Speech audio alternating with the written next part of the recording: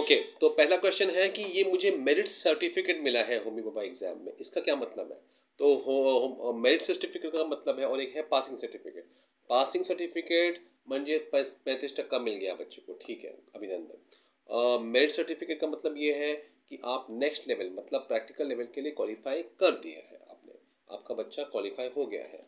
अभी आप कौन से आपण कोणत्या डिस्ट्रिक्टमध्ये आहात, मराठी मीडियम आहे, English medium, SSC board, non SSC board, ते सगळं सोडून द्या।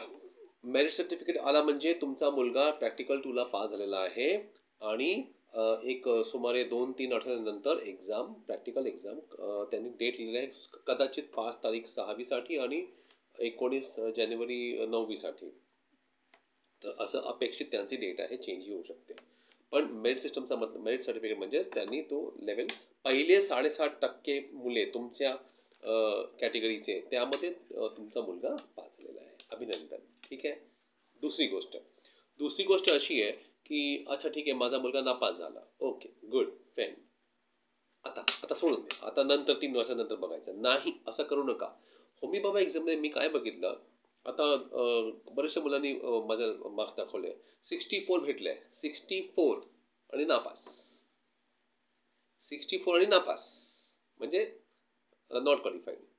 पण इतर जिल्ह्यात 64 वाले आर पासिंग, इतर कॅटेगरीमध्ये पास, म्हणजे तो मुलगा किंवा ती मुलगी इज स्मार्ट, अभिनंदन, शूरवीर आहेत ते, आणि त्यांनी गेल्या 3-4 वर्ष अभ्यास केलेला असावा म्हणून ते पास झाले, 1 मार्काने फेल झाले।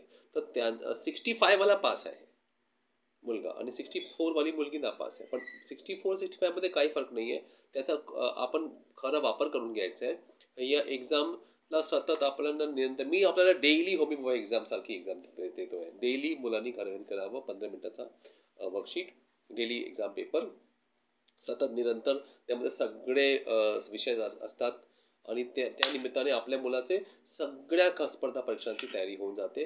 ज्या प्रकारे नॉर्थ इंडियामध्ये स्पेशली ते करतात आणि ते पास होतात, IAS ऑफिसर होतात, आपले मुलेही होतील। पण आपल्याला हे समजून घ्यायचं आहे की होमी बाबा आता बघा किती 5% मुलांनी एक्झाम दिलेली आहे, म्हणजे ते शहाणे पॅरेंट्स आहे, अभिनंदन, you are a smart parent, ठीक आहे। आणि ते विद्यार्थीही स्मार्ट आहेत आणि तेच पुढे जातील। आता त्याचा फायदा करून कसं घ्यायचं त्यावर लक्ष द्यायचं आहे, आणि ही सुरुवात आहे। आता हे नाही की हा संपला, विषय संपला, असं करू नका आणि नंतर बघूया, नंतर बघितल्यावर तुमचे 15 लाख रुपये कोचिंग क्लास तुम्हाला द्यावंच लागतील 11वी-12वीला, ते मी बघतोय, रोज बघतोय, ते करू नका।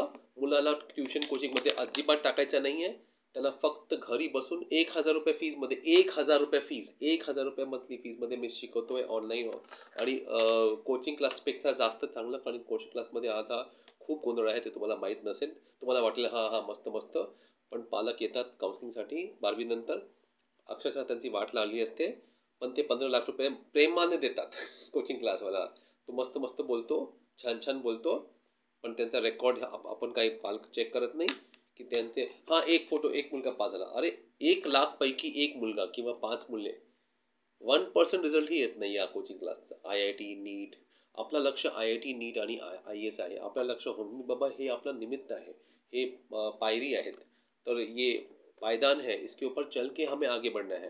तो हमें सारे कंपटीशन एग्जाम की तैयारी साथ में करनी है, और हम सब एग्जाम की तैयारी धीरे धीरे करते जाएंगे, बच्चे का पढ़ाई होते जाएगा। और ऑनलाइन के लिए आपको कोई सवाल हो कमेंट करिए, और जल्दी से बैच ज्वाइन कर दीजिए, महीने की फीस सिर्फ 1,000 रुपये है। जय हिंद।